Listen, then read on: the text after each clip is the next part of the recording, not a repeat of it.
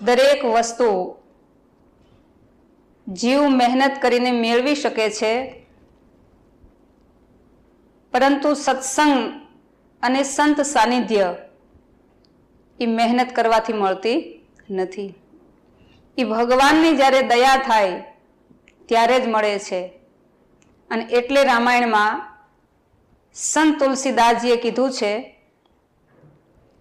અતિ હરિ કૃપા જાહી પર હોઈ, પાવ દેહી માર્ગ સોઈ, પાવ દેહી માર્ગ સોઈ.